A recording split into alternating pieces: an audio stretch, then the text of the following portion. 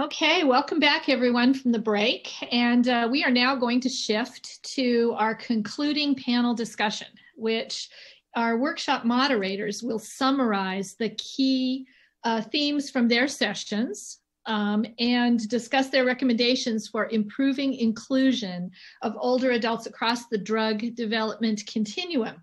So I would like to welcome and turn this over to our two moderators, Larissa Nekledov and Gwen Darian.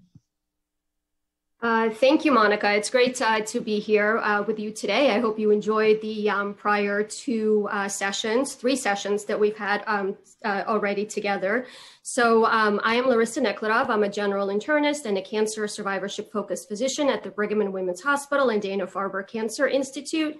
And I'm joined today by my co-moderator, Gwen Darian, who is Executive Vice President of Patient Advocacy and Engagement at the National Patient Advocate Foundation.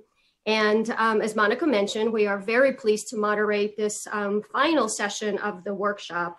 So the goal for this session is to synthesize the information that has been presented in the prior four sessions and to move forward to outline the recommendations for the future in this area.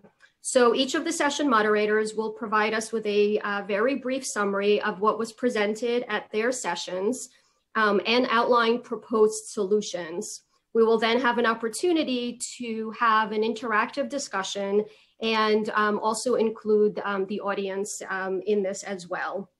So to start, the moderators of sessions 1 through 4 will have 10 minutes per session for a brief summary of key messages from their sessions, and this will be then followed by a group discussion. So I will only briefly introduce the session moderators. You can refer to the full bios in the online briefing book that is available. So for session 1, it's going to be Harpreet Singh from the Food and Drug Administration and Heidi Kleppen from Wake Forest School of Medicine. For session 2 is Shwarya Subbiah, University of Texas, MD Anderson Cancer Center, and Donald Harvey from Emory University School of Medicine.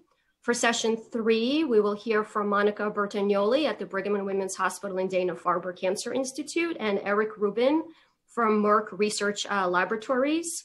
And finally, for session 4, we will hear from Randall Oyer, Lancaster General Penn Medicine, and Rich Szulski from ASCO. So I'm really looking forward to this discussion and coming closer to the actionable next steps.